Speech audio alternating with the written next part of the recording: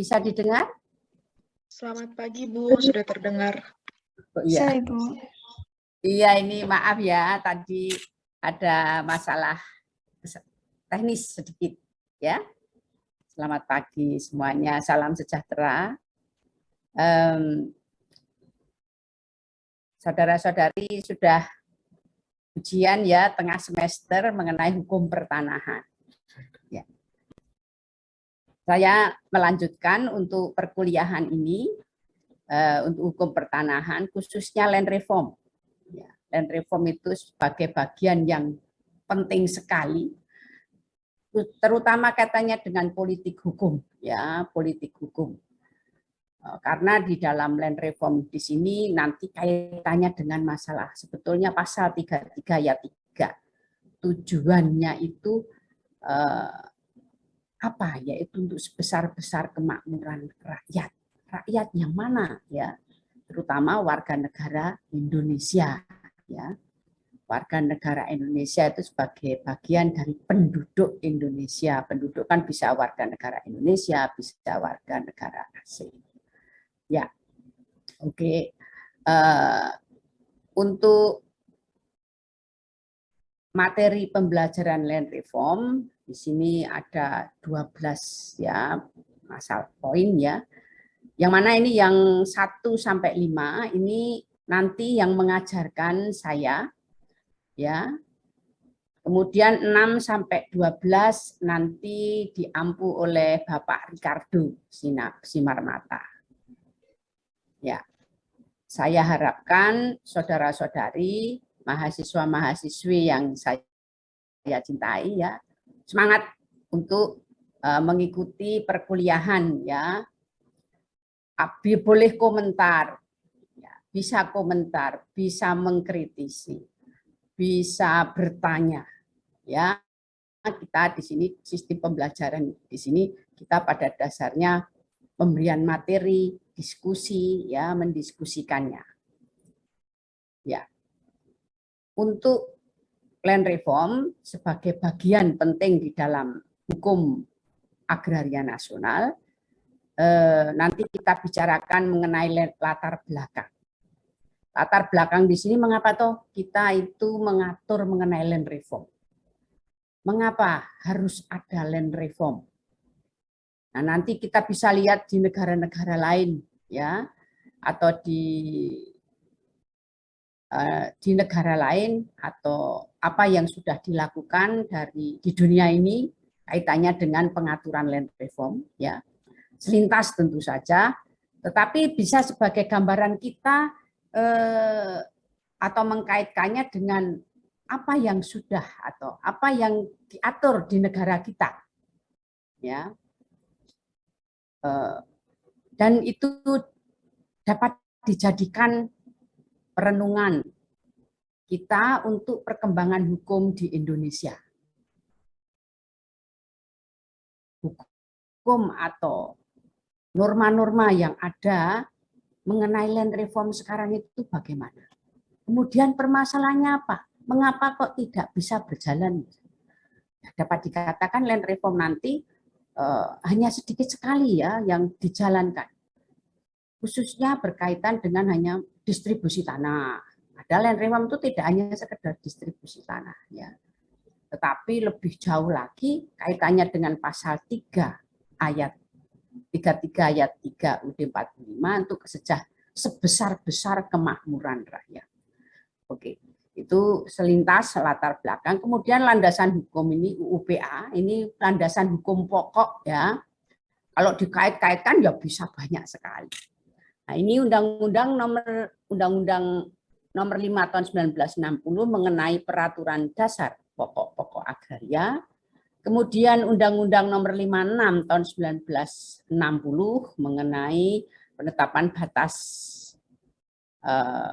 penguasaan tanah ya. Kemudian TAP MPR nomor 9 tahun 2001 itu berkaitan dengan pembaruan agraria dan pengelolaan sumber daya alam. Jadi lahirnya TAP MPR nomor 9 2001 ini karena banyak sekali permasalahan di bidang agraria, keagrariaan atau sumber daya alam. sehingga di sini perlu ada amanat dari MPR ya untuk serius diperbaiki pada dasar. Kemudian PP 18 tahun 2016 yaitu mengenai land reform, agrarian reform. Nah, nanti kalau kita lihat bahwa land reform itu dalam arti luas itu sebetulnya agrarian reform juga ya. Dalam arti sempit, kalau land reform di Indonesia itu perombakan, pemilikan dan atau penguasaan tanah ya, dan hubungan-hubungan hukum yang berkaitan dengan pengusahaannya. Nah, itu. Dan di sini nanti itu pengertian land reform ya. Dan yang penting sekali yaitu pembatasan luas maksimum dan minimum tanah. Land reform itu salah satu hal yang penting adalah pembatasan luas penguasaan tanah. Nah, dengan argumentasi supaya ada keadilan dan pemerataan. Keadilan dan pemerataan. Apakah sekarang sudah adil dan merata? Nah, saudara kita atau saudara-saudari sebagai akademisi harus kritis untuk masalah ini. Benarkah itu? Kan begitu. Kalau tidak, mengapa? Kalau sudah tahu jawabannya, terus bagaimana untuk dapat mencapai sebesar-besar kemakmuran rakyat. Kemudian lahan pertanian pangan berkelanjutan, yaitu sebagai bagian dari land reform juga untuk perkembangannya. Walaupun juga ada yang lain seperti misalnya, karena ini katanya dengan tanah ya, sebetulnya land reform tidak hanya dengan tanah, tidak hanya aset, tetapi juga akses. Sehingga nanti kalau dikait-kaitkan juga seperti berkaitan dengan undang-undang perlindungan dan pemberdayaan petani dan lain-lain. Ya, itu juga penting sekali. Nah, untuk kaitannya nanti redistribusi tanah pertanian, itu juga pengaturan dan kawasan dan tanah terlantar, itu penting juga karena untuk yang diredistribusikan itu apa? Salah satunya jika sudah ada tanah negara dari penetapan sebagai tanah terlantar. Nah, kalau dulu atau sebelum Undang-Undang Cipta Kerja dan peraturan pelaksanaannya itu yang mengatur mengenai tanah terlantar itu yang diatur hanya tanah terlantar. Setelah Undang-Undang Cipta Kerja yang dapat ditetapkan sebagai tanah terlantar itu juga kawasan. Nah, oleh karena itu kawasan dan tanah terlantar. Kawasan misalnya apa? Kawasan transmigrasi. Nah, itu kalau ini yang kan Kementerian Transmigrasi. Nah, itu pemegang hak pengelolaan. Kalau itu dibiarkan atau tidak dikelola dengan baik, maka itu bisa diambil oleh negara. Ya.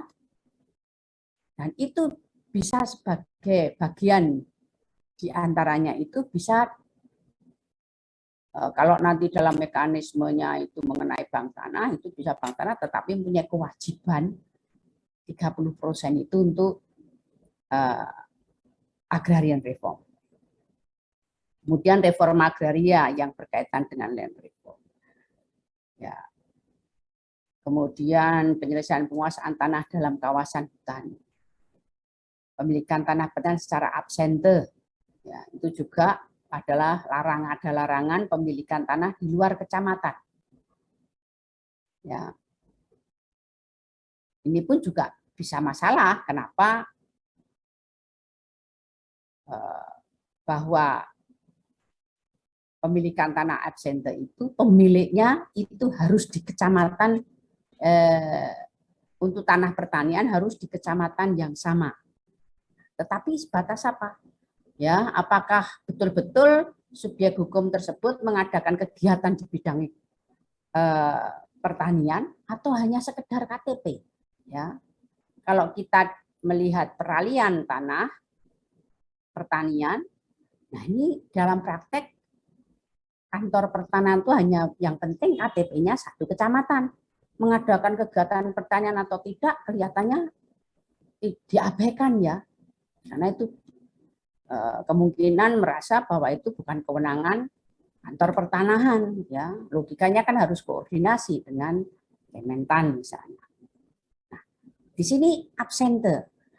Ini kaitannya tentu saja tanah pertanian terkait juga nanti dengan asas tanah pertanian itu, tanah petani itu pada dasarnya untuk petani.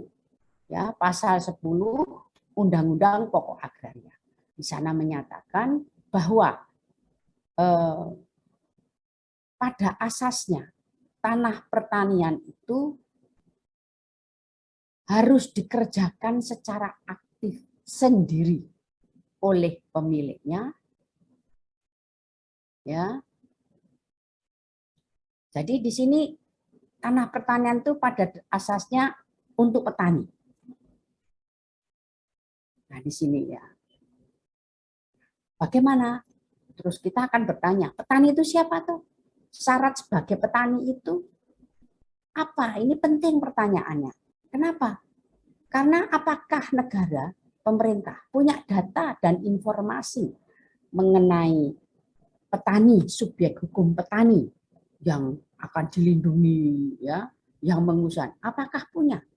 Terus kita akan tanya, syarat petani itu apa toh?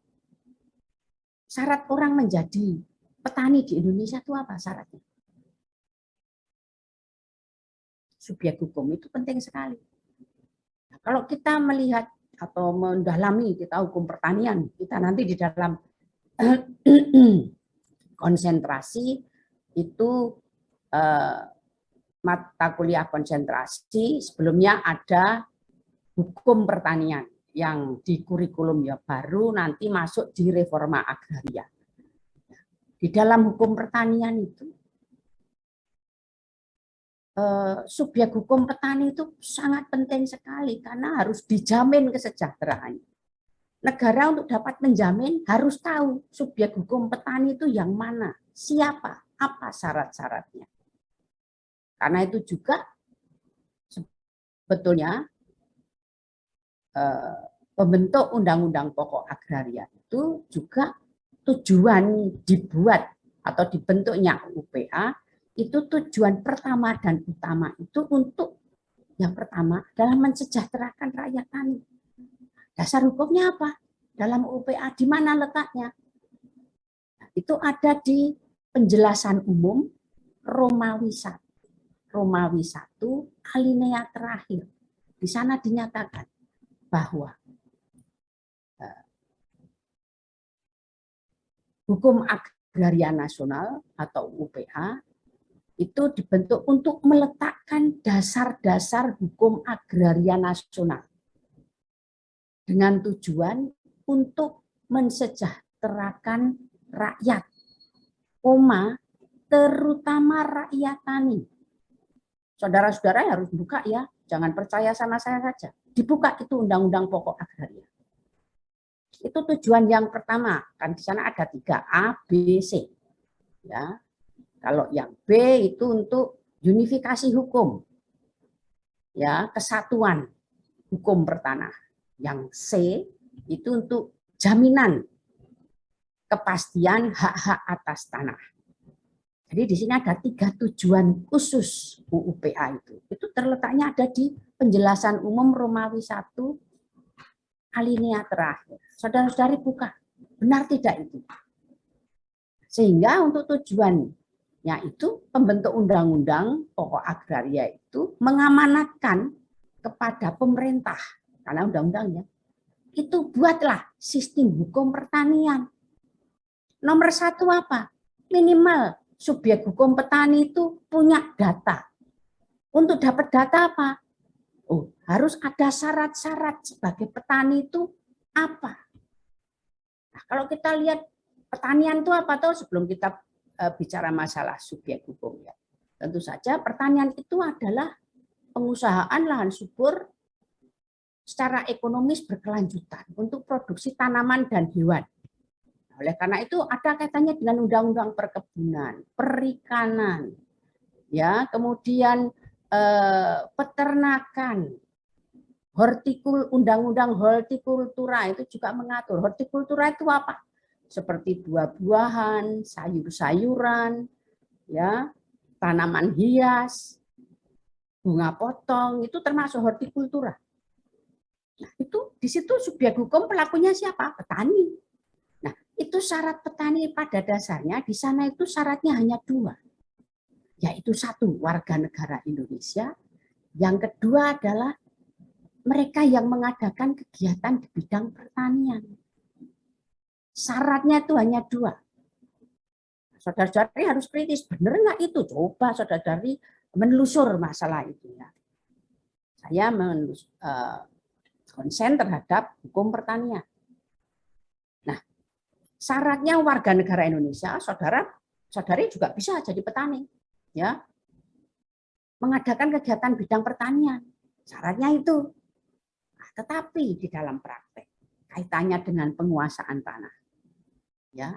Contohnya tadi ada larangan pemilikan tanah absenter. Nah, tadi sudah saya katakan bahwa yang membeli, yang penting KTP-nya ada di kecamatan yang sama. Apakah mengadakan kegiatan atau tidak, itu kelihatannya dalam praktek tidak dimasalahkan.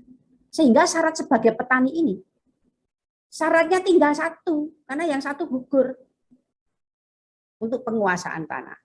Padahal pasal 10 UPA mengatakan pada asasnya tanah pertanian itu harus dikerjakan secara aktif sendiri oleh pemiliknya. Nah, sekarang yang tinggal siapa? Syaratnya hanya WNI. Nah, kalau hanya syarat WNI, apakah negara itu punya data dan informasi mengenai petani? Data itu penting, database.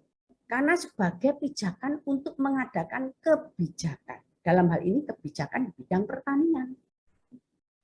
Nah, ini kita kalau terkait dengan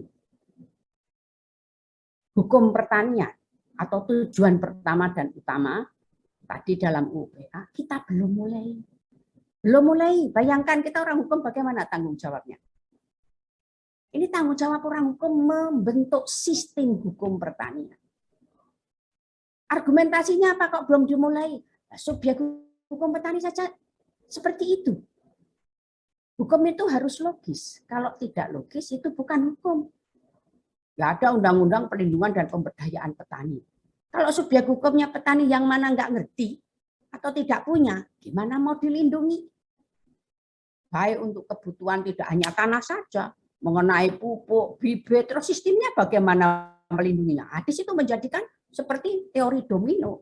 Di sini gugur semua. Akhirnya ada permasalahan bibit, ada permasalahan pupuk dan lain-lain. Karena subjek hukum petani sendiri juga belum jelas.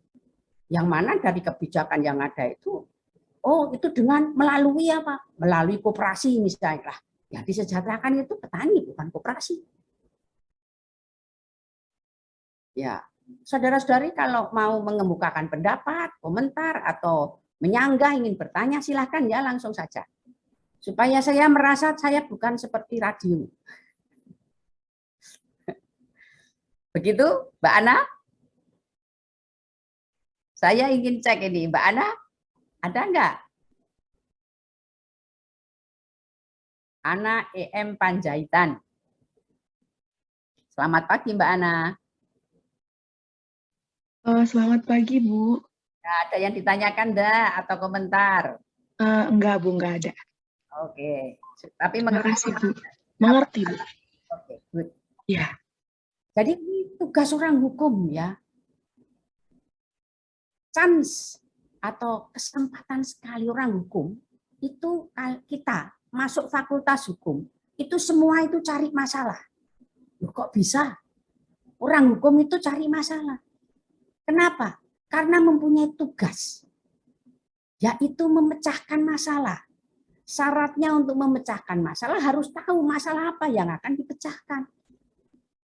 Ya, tidak hanya hukum positif yang berlaku gimana, tidak itu saja. Karena kita akademisi, ya. Beda kalau ingin peraturan apa yang berlaku, tidak perlu masuk fakultas hukum, tidak perlu. Misalnya mau ngurus izin, ya baca saja aturannya, jalankan izin. Tidak perlu kuliah hukum. Ya. Nah, di sini tugas akademisi itu memecahkan masalah. Nah, salah satu masalahnya di sini, kita belum mulai kaitannya dengan sistem hukum pertanian. Ini tugas kita, orang hukum. Itu dari fakultas pertanian tidak. Pertanian itu ibarat mereka itu mempunyai profesi sendiri-sendiri. Satu dengan yang lain, kalau tidak dikaitkan dalam suatu sistem, mereka bekerja seperti tukang. Nah, untuk pengaturan, itu tugas orang hukum, satu dengan yang lain mengaturkan dalam suatu sistem. Kalau kita namakan di sini nanti sistem hukum pertanian, yang mempunyai tujuan jaminan kesejahteraan petani, jaminan produksi pertanian tertentu, jaminan lingkungan hidup. Itu tujuannya ke arah sana. Ya, ini sebagai gambaran supaya lebih jelas permasalahan utama kalau saya sebutkan di dalam land reform itu kita belum mulai. Sehingga kenapa land reform nggak berjalan? Ya, masalahnya sangat serius seperti itu. Kita belum mulai.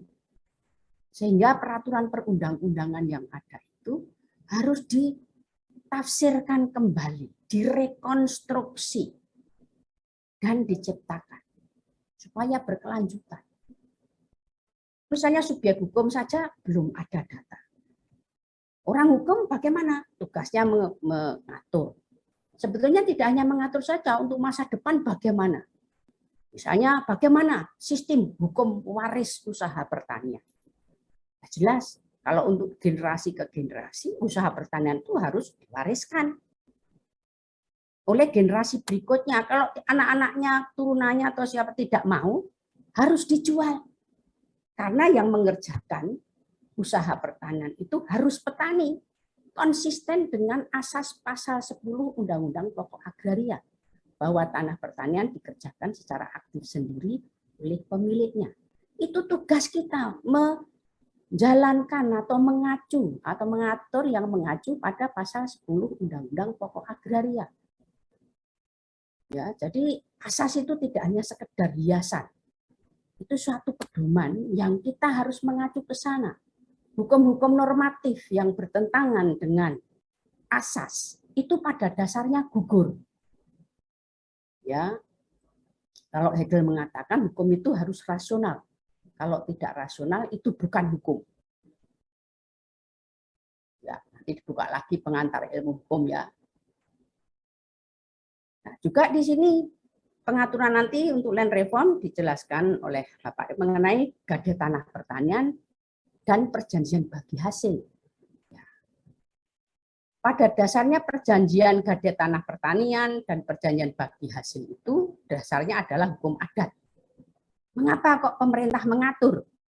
Ya, karena gade tanah pertanian, perjanjian bagi hasil itu dasarnya hukum adat, tetapi ada unsur-unsur pemerasan. Ada unsur-unsur pemerasan. Sehingga pemerintah mengatur, misalnya kalau di dalam hukum adat orang menggadekan itu, orang pinjam uang, punya tanah, tanahnya diserahkan pada yang meminjamkan uang. Nah, nanti tanah akan dikembalikan jika sudah ditebus. Nah, di dalam Undang-Undang Land Reform itu tidak seperti itu lagi, karena di situ ada unsur-unsur pemerasan. Di sana diatur jika gade tanah pertanian itu sudah 7 tahun lamanya, maka tanah gade itu harus dikembalikan kepada pemiliknya tanpa uang tebusan. Argumentasinya apa? Karena selama 7 tahun pemegang gade itu sudah cukup menikmati hasil tanah pertanian. Logis toh? Itu aturannya, normanya. Pertanyaannya, apakah pemerintah yang mengatur, menjalankan pengawasan ya terutama, apakah tahu aturan ini? Masyarakat apakah tahu? Nah, di sini kalau semua tidak tahu, berarti aturan ini hanya aturan mati, hukum yang mati. Padahal itu undang-undang land reform ini tidak main-main, ya. Dan ini di negara-negara lain itu juga dipikirkan karena di sini ada unsur-unsur pemilikan. Nanti kita bisa lihat. Perjanjian bagi hasil itu juga ada unsur-unsur pemerasan. Oleh karena itu diatur oleh pemerintah. Bahkan perjanjian bagi hasil itu dasar hukumnya Undang-Undang Nomor 2 tahun 1960. Itu lahir sebelum Undang-Undang Pokok Agraria. Mengapa seperti darurat sekali bagi hasil? Ya, karena di situ ada unsur-unsur pemerasan betul. Karena banyak orang miskin, dia bertani dan mengerjakan tanah orang lain. Sementara orang miskinnya banyak.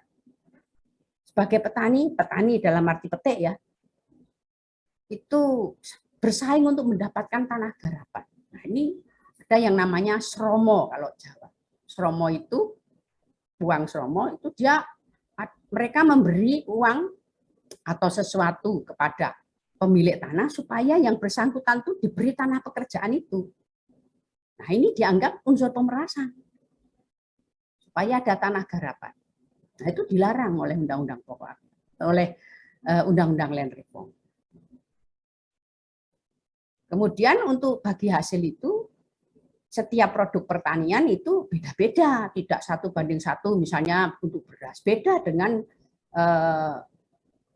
bawang merah atau bawang putih dan lain-lain, itu berbeda karena karakter masing-masing produk pertanian itu mempunyai sifat sendiri-sendiri.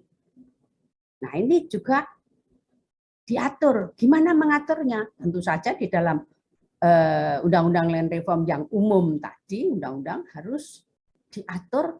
Diaturnya siapa? Ya, bupati. Di sana dinyatakan bahwa bupati itu harus mengeluarkan surat keputusan atau penetapan mengenai besarnya bagi hasil untuk produk-produk di daerahnya untuk bagi hasil.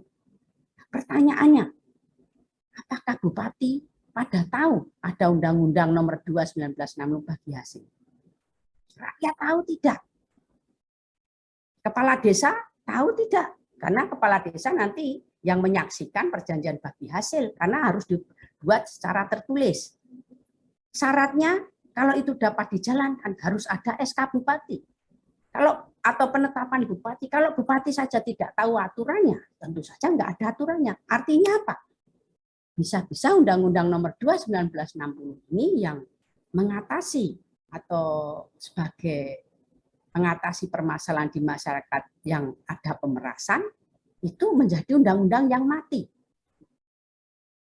Nah, itu selintas ya, yang mana untuk land reform itu materi pembelajaran land reform di sini sudah saya kemukakan, nanti nomor 6/12 itu dikemukakan oleh Pak Ricardo lebih dalam lagi. Sampai di sini mungkin ada yang bertanya sebelum saya lanjutkan lagi, atau komentar, atau protes. Silahkan kalau protes. Saya senang kalau protes, kita debat, tapi harus ada argumentasi. Mari silahkan. Mas Daniel Tangkas. Selamat pagi. Selamat pagi, Bu. Ya, ada yang mau ditanyakan? Mungkin untuk sementara belum ya, Bu. Terima kasih, Bu. Oke. Ya, mungkin yang lainnya? Lintang Kasyaya. Kok menghilang, Mas? Oke, ya. Kita lanjutkan ya. Kita lanjutkan. Oke, dasar hukum. Ya, tadi sudah dasar hukum yang pokok banget. Nah, sekarang ini lebih detail lagi. Ini pasal 33 ayat 3 UUD 45. Ya. Ini sebagai bahwa di sana bahwa bumi, air, ruang angkasa serta kekayaan alam yang ada di dalamnya itu dikuasai oleh negara. Tapi jangan lupa ya, kalau kita bicara masalah keagrariaan atau sumber daya alam itu tidak hanya pasal 33 ayat 3. Karena apa? Kita harus bicara pasal 33 UUD 45 keseluruhan ekonomi. Karena saling terkait, kait mengkait, ya. Karena masalah keagrariaan atau sumber daya alam itu kaitannya banyak sekali. Ya, mengenai wilayah negara, mengenai semua sektor, ya, semua sektor bidang. Kemudian kaitannya dengan pajak, kaitannya banyak, hampir semua bidang, hukum internasional dan seterusnya. Tapi itu bidangnya ekonomi. Termasuk pertanian tadi ekonomi. Sehingga kalau kita bicara masalah petani, kita bukan bicara masalah petani miskin. Petani miskin itu bukan petani. Karena kita bicara ekonomi, bukan orang miskin. Miskin itu ranahnya pasal 34 Undang-Undang Dasar 45. Ya, itu bagian hukum sosial. Hukum sosial itu apa toh? Hukum yang mengatur hal-hal mengenai defisit eksisten minimum setiap individu dan atau keluarganya. Itu kita bicara orang miskin. Kalau pasal untuk pertanian, itu kita bicara ekonomi. Jadi jangan dicampur aduk ya. Kalau campur aduk kacau. Akhirnya nggak punya konsep. Menurut saya ya, menurut analisa saya sampai sekarang seperti itu. Karena dicampur adukkan. Ngatur reforma agraria, kita ngurusi orang miskin di situ. Nah, kapan membentuk sistem hukum pertanian? Ya, karena itu sebetulnya jangan dicampur aduk. Nah, ini ya, jadi mungkin sebagai catatan penting untuk saudara-saudari, untuk kita semua, bahwa kalau kita bicara mengenai sumber daya alam dan agraria, itu memang yang fokus pasal 33 ayat 3. Tetapi kita tidak lupa harus juga memikirkan pasal 33 UUD 45. Jadi bidang ekonomi. Nah, kemudian untuk land reform yang paling harus kita bisa di luar kepala, yang paling pokok itu diatur dalam pasal 10. Tadi sudah saya kemukakan, di situ asas tanah pertanian dikerjakan secara aktif sendiri oleh pemiliknya. Nah, terus gimana ini? Ini kan land reform, itu tanahnya jadi diatur. Nanti ada, tadi sudah saya kemukakan, ada batas maksimal, ada batas minimal. Maksimalnya apa? Kalau tanah sawah itu 15 hektar maksimal. Satu keluarga loh ya, tidak satu orang. Bisa satu orang, bisa satu keluarga. Kemudian untuk tanah kering itu 15 hektar. Terus 20 hektar kalau tanah kering.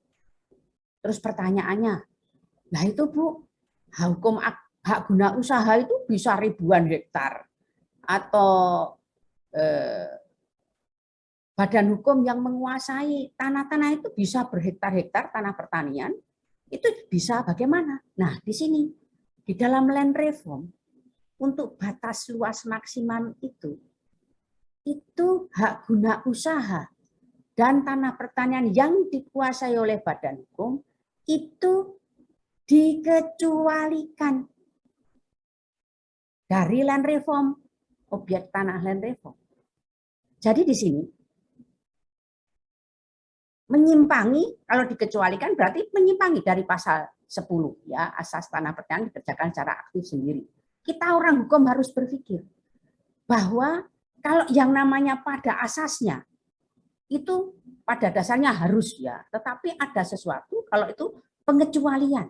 Nah, kalau pengecualian itu sebetulnya luas tanah pertanian yang dikuasai ya jangan melebihi luas tanah yang pada asasnya. Nah, di sini terjadi anomali di dalam peraturan perundangan maupun di dalam praktek. Itu tugas kita untuk mengoreksi itu. Jadi pasal 10 Undang-Undang Pokok Agraria itu penting sekali, asas. Ya. Asas land reform yang itu harus tidak disimpangi oleh norma-norma. Ya, norma-norma, karena norma itu harus mengacu pada asas. Norma-norma mengenai apa? Norma-norma yang berkaitan dengan pertanian. penguasaan tanah pertanian, dalam hal ini lebih khusus lagi. Ya, kalau 717 itu kaitannya dengan masalah batas maksimal, minimal. Kalau minimal itu 2 hektar, ya, maksimal tadi tanah kering itu 20 hektar maksimal, minimal untuk sawah itu maksimal 15 hektar. Pasal 53. Nah, pasal 53 itu di sana dikenal bahwa hak-hak atas tanah sementara, ya, mengenai hak-hak atas tanah sementara. Ya. Nah, hak atas tanah sementara itu apa itu? Karena dalam waktu singkat itu harus dihapuskan. Mungkin ada yang ingat apa itu hak atas tanah sementara? Karena sebelum midterm kan sudah diberikan mengenai hak atas tanah. Mbak Giselda Happy Pertiwi, selamat pagi Mbak Giselda. Selamat pagi Mbak Giselda. Halo pagi Ibu. Ya, hak-hak atas tanah yang bersifat sementara tahu enggak Mbak?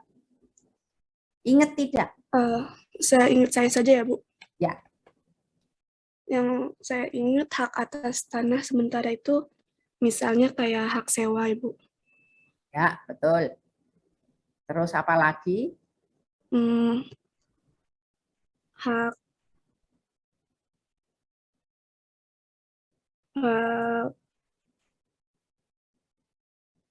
guna bangunan masuk kayak Bu. Oh, gimana? Nah, sekarang saya tidak meraba-raba. Mengapa disebut sementara? Alasannya apa? Karena sifatnya sementara Bu. Oh iya, sementara. Sifatnya apa? Sifat kepemilikannya? Salah. Pasal 16 UPA ya. Junto pasal 53 UPA.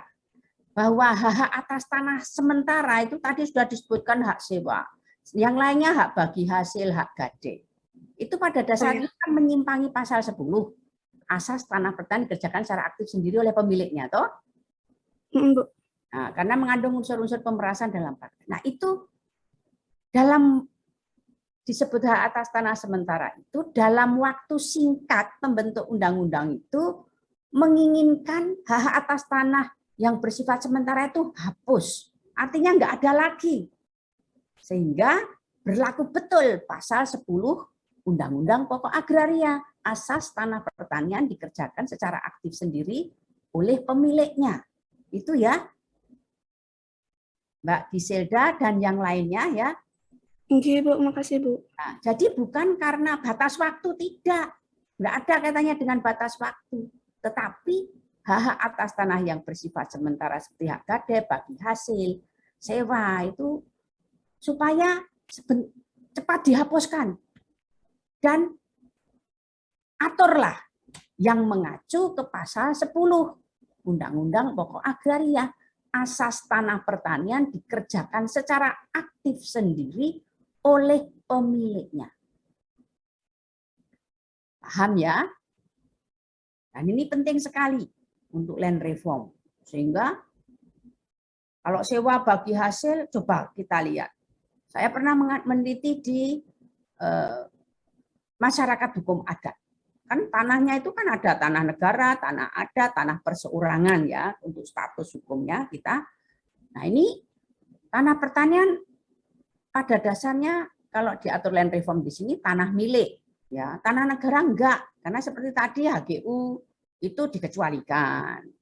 Kemudian tanah badan hukum ya itu dikecualikan. Nah di sini pada dasarnya tanah milik. Berbasis keluarga. Tetapi kan pasal 10 tidak dibatasi itu untuk keluarga saja. Yang menerjemahkan saja itu peraturan perundangan berikutnya, norma-norma yang menurut saya menyimpangi pasal 10. Kalau menyimpangi, kalau pengecualian itu bolehlah cuma sedikit. Tetapi kalau itu malah menguasai sebagian besar, bayangkan saja 68% tanah daratan itu dikuasai oleh 1% penduduk, ya, pengusaha, ya, yang pengusaha maupun korporasi. Sehingga 99% itu penduduk memperebutkan 32% saja tanah daratan. Itu kan sudah tidak benar. Nah, kebanyakan apa? Tentu saja itu seperti pertanian, ya, perkebunan termasuk di dalamnya. Yang menguasai sebagian besar hanya 1%.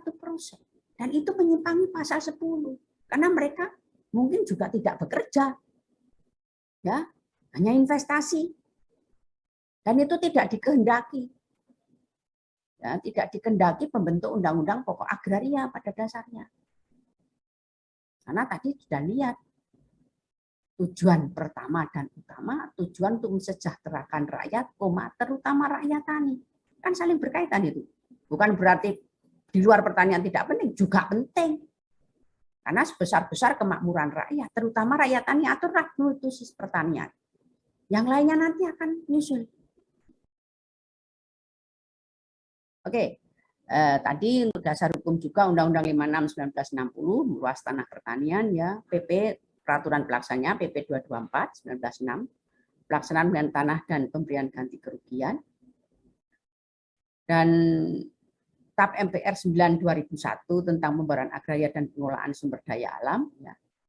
Di sini salah satunya land reform itu tetap dilanjutkan dan seterusnya. Kemudian Perpres 86 tahun 2018 tentang reforma agraria.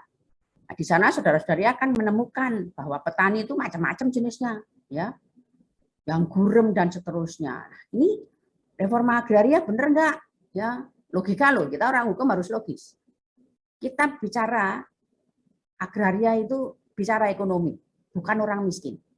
Itu harus prinsip yang kelihatannya ini masih kesana kemari ini pemerintah. Nggak jelas yang diurus itu yang siapa. Kalau bicara hukum sosial, hukum sosial. Kalau bicara hukum agraria, agraria di bawah ekonomi. Ya, karena ini manajemen. Bidang itu manajemen, pengeluaran sedikit-sedikitnya, pemasukan sebesar-besarnya. Nah, kalau hasilnya yang melimpah itu masuk ke kas negara untuk kesejahteraan rakyat. Salah satunya untuk tadi hukum sosial yang defisit eksisten minimum itu untuk memenuhi defisit yang sosial tadi. Jadi kalau kita bicara petani, kita bicara ekonomi, bukan bicara orang miskin.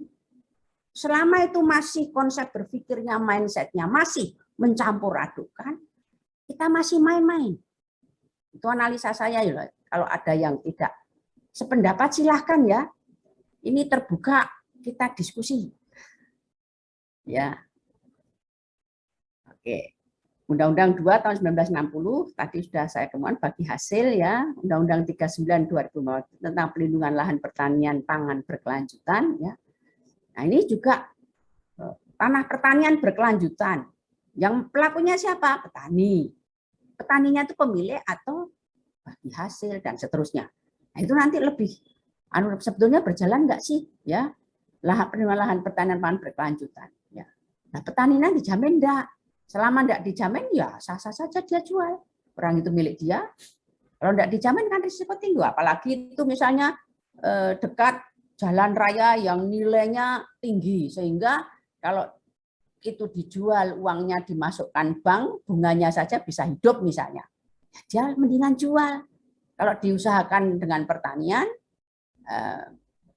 dengan risiko tinggi mungkin merugi, ya itu menjadikan petani pun juga manusia ekonomi. Ya. Nah, itu juga perlu dipikirkan. Undang-Undang Nomor 19 2013 tentang pelindungan dan pemberdayaan petani. Wah, di sana sebetulnya ini embrio, ya. Undang-Undang 19 2013 itu embrio membentuk sistem hukum pertanian. Tetapi embrio yang aspek-aspeknya itu hampir semua struktur itu di dalam sistem hukum pertanian dipikirkan. Hanya satu yang sangat penting atau fundamental yang agak tidak rasional. Definisi petani itu sendiri. Ya seperti tadi saya kemukakan, ya petani syaratnya apa? Ya BNI mengadakan kegiatan di bidang pertanian. Itu menjadi kalau menurut saya ada dan tiada, ya ada dan tiada. Selama subjek hukum petani itu tidak jelas siapa, yaitu hanya main-main saja. Yang main ya mafia-mafia pangan. Sistem hukum itu banyak yang gagal. Ya, untuk mencapai tujuan usaha untuk membuat sistem hukum itu gagal. Jika ada pihak-pihak yang ada di dalamnya, di dalam pembentukan hukum. Di Indonesia ada mafia pangan. Jangan sampai tersistematis, nanti mereka nggak dapat rente, nggak dapat keuntungan. Nah, di sini ya, kita tugas orang hukum itu harus maju terus. Karena memang musuhnya mafia-mafia di dalam pembentukan hukum. Nggak ada yang salah, ya. Ya kita semua. Kita sebagai akademisi juga salah kalau cuma diem saja. Satu orang saja, ya enggak cukup. Ya harus bersama-sama. Enggak bisa menyalahkan pemerintah, presiden apalagi. Nah ini kan bidangnya masing-masing. Nah di sini bangsa kita yang dihadapi itu sangat berat sebetulnya, terutama mengenai mafia, korupsi. Ya, oleh karena itu jangan sampai mahasiswa itu hanya kerjaannya demo. Demo saja nggak ngerti apa yang di demo. Sulit sekali itu ya. Sedih saya melihat katanya tanggal 11 mau demo. Ini ngerti nggak tahu maunya tuh apa. Ya apalagi katanya dengan presiden. Ya presidennya sudah bagus sekali begitu. Mau minta yang kayak apa? Mau berpihak pada mereka yang mafia-mafia. Saya sampai tidak mengerti ya. Sedih. Ya, semoga mahasiswa fakultas hukum terutama semoga tidak ikut-ikutan yang tidak rasional ya. Harus melihat secara objektif ya. Kemudian Undang-Undang Cipta Kerja. Itu juga dan peraturan pelaksanaannya itu juga mau tidak mau juga harus diperhitungkan di dalam perkembangan nanti untuk land reform. Karena di dalam nyasanya juga termasuk tadi salah satunya PP-nya itu mengenai penertiban dan pendayagunaan tanah terlantar. PP 64 tahun 2001 tentang bank tanah. Dan yang lain-lain. Karena yang namanya suatu sistem itu satu dengan yang lain saling berkaitan. Termasuk mengenai perpetaan dan seterusnya itu masuk keagrariaan. Itu juga masalah besar. Yaitu dasar hukum. Di sini mungkin ada yang mau komentar, bertanya. Mari silakan. Mas Brilian Seva Pramudya. Mas Brilian. Namanya saja Brilian loh. Selamat pagi.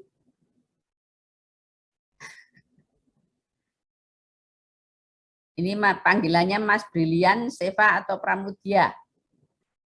Iya, Bu. Iya.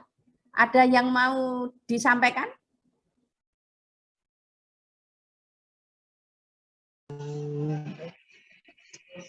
Enggak ada, Bu.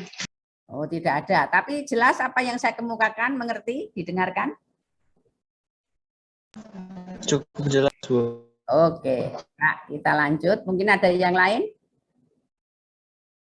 Ya, ini tadi kita harus bicara mengapa kita mengatur land reform, agrarian reform. Ya, kita perlukan.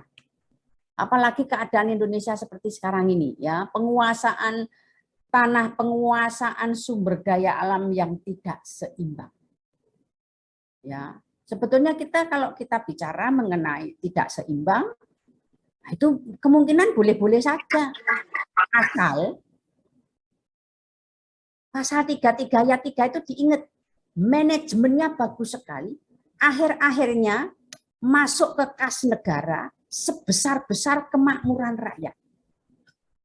Manajemen.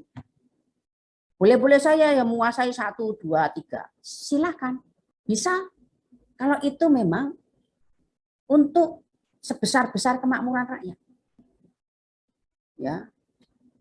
Ya, contohnya saja, seperti misalnya yang berlawanan tentunya. Minyak goreng. Itu kan kebanyakan kelapa sawit. Kelapa sawit yang menguasai siapa saja.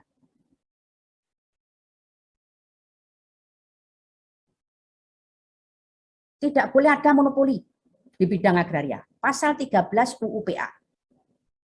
Itu dilarang monopoli di bidang agraria kecuali berdasarkan undang-undang monopoli itu dilakukan oleh negara. Itu negara boleh memonopoli. Asal berdasarkan undang-undang. Nah, sekarang untuk minyak goreng. Ya memang yang menguasai beberapa orang. Salah sebagian besar dari yang 1% menguasai 68 tanah daratan di Indonesia itu. Tetapi dengan harga yang begitu melonjak tinggi sekali, membebani rakyat, apakah di belakang itu ada kartel? Kartel terselubung. Ya memang secara umum tidak, karena itu dilarang. Di belakang layar kita tidak tahu. Nah itu walaupun ada komisi persaingan usaha tidak sehat, yang itu masyarakat bisa mengadukan ke sana, nah, bagaimana perannya? Kaitannya dengan masalah monopoli persaingan usaha tidak sehat sehingga harga begitu melambung tinggi. Ini tugasnya komisi persaingan usaha tidak sehat. Nah ini ya, manajemen pasal 33 bidang ekonomi. Ini penting sekali ya. Sehingga kita bicara tidak hanya agraria, sumber daya alam, tetapi satu dengan yang lain saling berkaitan. Oke. Nah, ini kita belajar atau melihat dari negara lain atau apa yang sudah diatur di negara-negara sebelumnya ya, seperti di Romawi kuno. Ada lex agrarian, hukum agraria. Di sana pada dasarnya membatasi penguasaan tanah dan distribusi tanah. Ya, tanah dari yang umum. Artinya apa? Di sini tanah harus dibatasi. Tadi dasarnya adil pemerataan, kemudian ya redistribusi, artinya sudah dikuasai oleh orang, kemudian ditarik kembali dan didistribusikan. Supaya tidak ada landlord yang menguasai orang-orang lain. Kemudian di Yunani kuno, ini 549 sebelum Masehi ya, ada Sesateia atau undang-undang agraria di sana yang isinya membebaskan petani miskin ya dari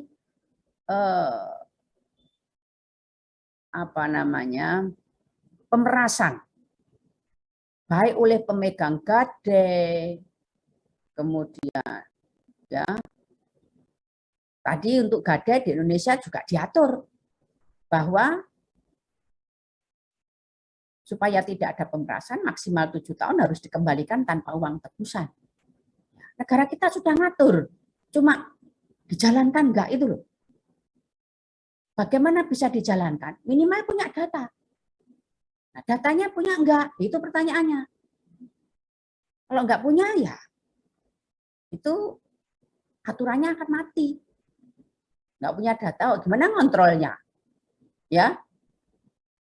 Nah, di sini di Yunani kuno sudah membebaskan petani miskin dari pemerasan. Ya. Oleh pemegang gade. Petani miskin di sini seperti penyaka, penggarap tanah gadean atau bekas tanahnya sendiri yang telah digadekan pada orang kaya. Ini tidak hanya di Yunani kuno saja, di negara kita masih banyak sampai sekarang. Petani yang punya tanah karena dia pinjem pada orang lain, sehingga tanahnya diberikan, tapi petani tersebut menjadi pekerja di tanah bekas tanahnya sendiri. Itu tidak kurang-kurang. Oleh karena itu, mengapa gadai itu diatur? Nah, sekarang berjalan enggak? Enggak. Sudah saya tegaskan tidak. Dari telusur, benar enggak apa yang dikatakan Bu Ani? Bahwa hukum gadai itu di masyarakat tidak berjalan. Coba diadakan penelitian. Tahu enggak pemerintah daerah, kepala desa, ya itu tahu enggak bahwa ada aturan ini? Menteri tahu enggak? Dinas Pertanian tahu tidak? Kantor Pertanahan tahu enggak?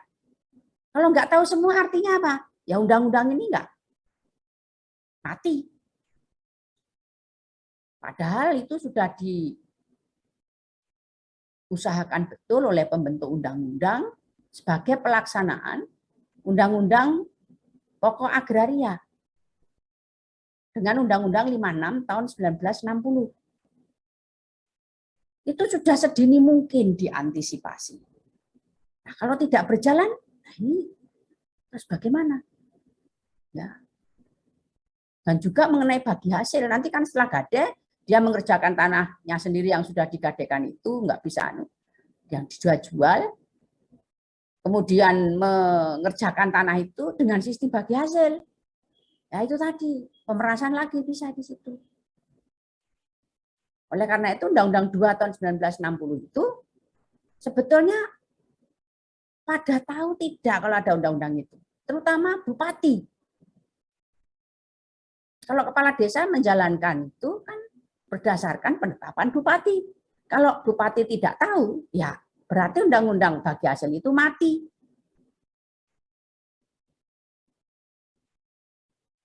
Oke. Ya. Kemudian di Inggris, ya.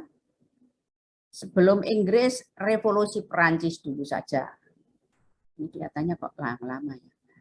Revolusi Perancis itu tahun 1789. Dekat atau masa pencerahan, masa atau sering orang enlightenment atau aufklärung, di mana revolusi Perancis itu sebagai tonggak, ya, itu sebagai salah satu sebagai zaman pencerahan di mana bangkitnya manusia menuntut hak-haknya, sadar bahwa saya itu sebagai manusia, ya, cogito ergo sum, saya ada maka saya berpikir. Yang sebelumnya itu memerangi, dapat dikatakan hukum alam yang semua diorientasikan pada waktu itu ke gereja, ya, ke kekuasaan agama, semua lari ke sana. Dengan revolusi Prancis, orang mulai sadar bahwa saya manusia, eksistensi manusia, rasionalisme, menuntut hak-haknya, termasuk mengenai land reform. Di sini ada land reform. Di revolusi Prancis sana, buruh-buruh waktu itu buruh-buruh juga menuntut ya hak-haknya. Nah, reforma agraria skala besar sehingga berpengaruh luas di seluruh Eropa mengadakan reforma agraria. Pada dasarnya menghancurkan sistem penguasaan tanah, ya, secara feodal. Sebetulnya Undang-Undang Pokok Agraria kita itu juga seperti itu, menghancurkan sistem feodal. Pertanyaannya, sudah belum dilakukan? Ya. Tanah negara, tanah perseorangan, sudah belum sistem feodal itu? Atau landlord? Itu sudah dilakukan. Kita tuh sudah mengatur sebetulnya. Undang-Undang Pokok Agraria diundangkan dalam rangka memerangi feodalisme penguasaan tanah. Juga ada tanah perseorangan, tanah negara, tanah wilayah masyarakat hukum adat. Pertanyaannya, Apakah di tanah ulayat masyarakat hukum adat itu tidak ada feodalisme? Sekarang ini. Dari apa yang saya amati ya, saya meneliti betul ya. Salah satu masyarakat hukum adat di Bali ya. Itu feodalismenya masih kental sekali. Masyarakat adat ongkang-ongkang kaki menikmati tanah leluhurnya yang bekerja, tanah-tanah pertanian itu semua pendatang. Dengan sistem bagi hasil turun-temurun. Itu artinya apa? Dan itu juga tidak bisa mencukupi kehidupan mereka satu keluarga. Turun-temurun. Dan dengan sistem bagi hasil itu, tidak bekerja dapat ya secara turun-temurun. Kalau kita lihat di dalam Undang-Undang Pokok Agraria, di penjelasan ya mengenai aturan konversi, di sana dinyatakan tanah gogolan,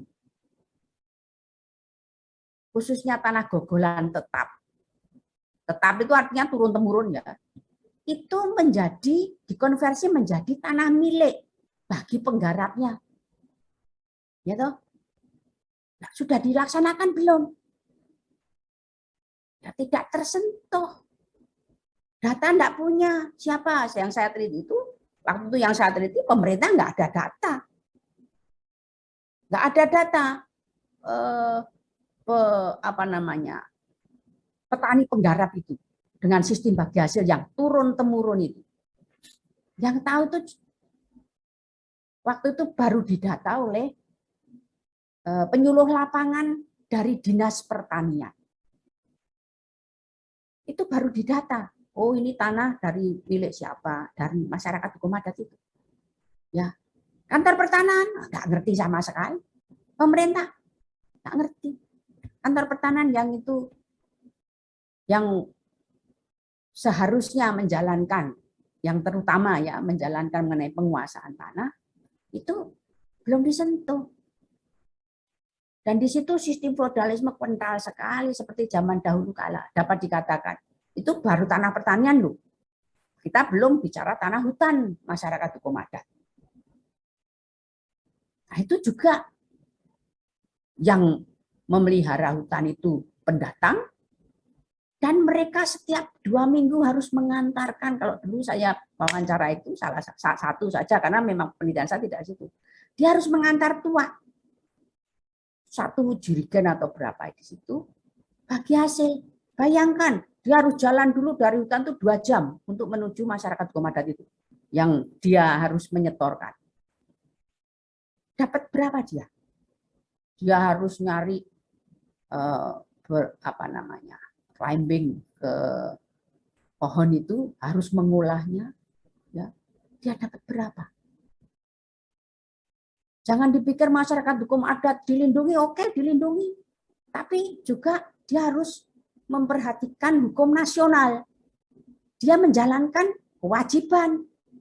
Jadi tidak hanya hak saja, hak wilayah masyarakat hukum adat. Bukan berarti dia bebas, terisolir, tidak.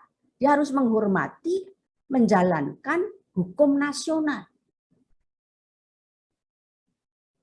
Ya, itu sebagai contoh ya, bahwa memerangi feodalisme itu paling penting, salah satu penting inti dari pembentukan Undang-Undang Pokok Agraria. Nah, kalau revolusi Perancis pada waktu membebaskan petani dari perbudakan. Ya. Karena dulu masih ada budak-budak. Karena mengerjakan tanah orang diperlakukan seperti budak. Ya, ada landlord. Nah, di sini menuntut petani tersebut menuntut hak-haknya di revolusi Perancis tersebut. Ya itu. Kemudian tadi Romawi kuno, Yunani kuno, kekaisaran itu ya Inggris, revolusi di Inggris itu juga sebagai salah satu bagian dari Eropa itu berpengaruh luas juga ya, sebagai salah satu yang mengadakan reforma agraria. Kemudian itu tadi kerajaan-kerajaan, kekaisaran. Ini Rusia dan Cina juga mengadakan reforma agraria. Land reform. Land reform arti luas agrarian reform. Nah, di sini untuk Rusia dan Cina ini negara komunis. Tidak ada tanah milik. Dulu-dulunya ada. Oleh karena itu, di tahun 1917, di Rusia itu ada reforma agraria yang dikenal Stolypin Reform. Ini bentuknya penghapusan hak milik tanah pribadi. Nah, sebelumnya ada tanah pribadi itu dihapuskan yang nanti menjadi tanah negara. Larangan penyakapan atau tenansi seperti sewa, gade, bagi hasil. Ini betul-betul melaksanakan kalau di negara kita pasal 10 asas tanah pertanian dikerjakan secara aktif sendiri oleh pemiliknya. Di sini jelas larangan sewa, gade, bagi hasil. Kita masih harapan dari pembentuk undang-undang pasal 3 hak-hak atas tanah yang bersifat sementara, itu artinya dalam waktu singkat dihapus. Baru harapan, sampai sekarang nggak ngerti kemana. Kalau di Rusia jelas ada larangan, sewa, gade, bagi hasil dilarang. Ya, penyakapan tenansi. Tidak diharapkan, tidak gantung. Ya. Untuk melaksanakan pasal 10 UPA, kenapa tidak pakai ini? Ya. Itu bisa kita diskusikan, ya, atau saudara pikirkan, dikaji, ya. Kemudian ketiga, larangan penguasaan tanah absente. Nah, kita juga sudah ada. Karena latar belakang larangan penguasaan tanah absente itu, yaitu supaya tanah itu dikerjakan secara aktif, secara lebih mudah. Karena kalau petani tinggal di kecamatan itu lebih mudah mencapainya ke lokasi. Sehingga lebih efisien, ekonomis.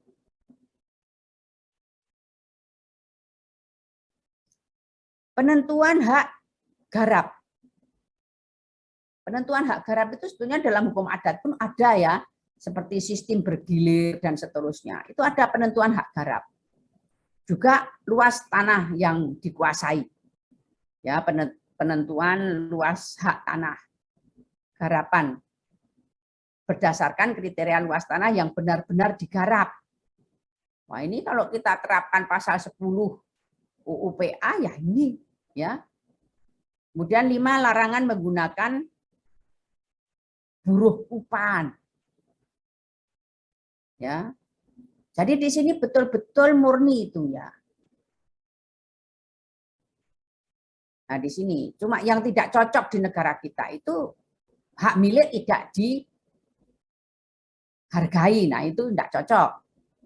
Ya, kita negara republik ya. Itu hak milik tetap dihormati.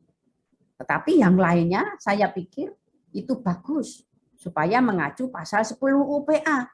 Norma-norma pengecualian yaitu lebih kecil. Jangan sampai besar seperti sekarang ini. Malah tidak berjalan yang pada asasnya. Yang berjalan pengecualian. Gimana ini? Untuk penguasaan tanah pertanian.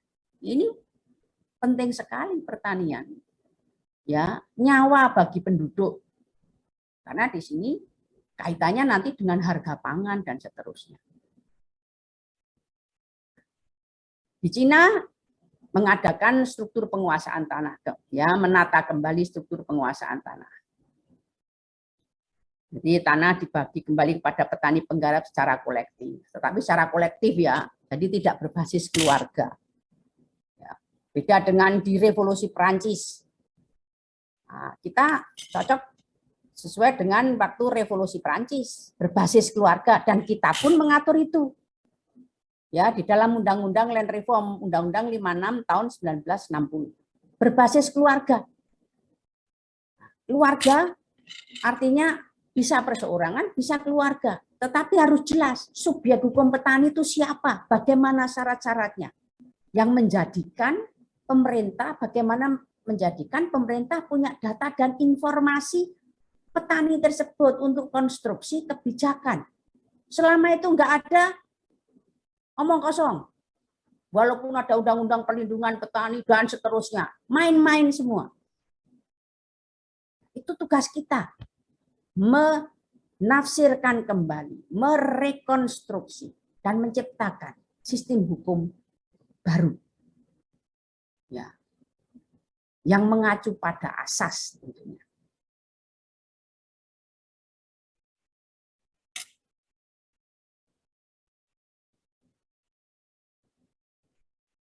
Dan ini juga bisa dikaitkan dengan puncaknya reforma agraria dunia itu pada tahun 1979 ada konferensi di Roma, yaitu World Conference on Agrarian Reform and Rural Development, yang mana di sana menelurkan kesepakatan satu, tingkat desa mengikut sertakan lembaga perdesaan dalam reform. Di tingkat nasional reorientasi kebijakan pembangunan. Ya, tingkat desa mengikut sertakan lembaga perdesaan. Kalau kita lembaga musyawarah desa, dan itu tuh ya di tingkat nasional reorientasi kebijakan pembangunan. Kita juga harus reorientasi, tapi harus jelas. Reorientasinya gimana? Misalnya norma-norma yang selama ini tidak jelas, tidak mengacu pada asas, kembalikan ke asas, kembali ke tujuan. Konsisten terhadap UUPA. Kemudian 3, di tingkat internasional mendorong terlaksananya prinsip tata ekonomi internasional baru.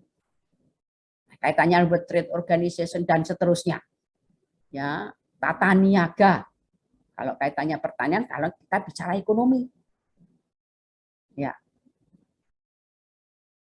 Ini tadi sudah untuk Indonesia, saya pikir sudah saya kemukakan ya. Oke. Di sini ada yang mau komentar, bertanya, tidak sepakat, tidak sependapat, mari silakan. Mbak Yohana Andarista.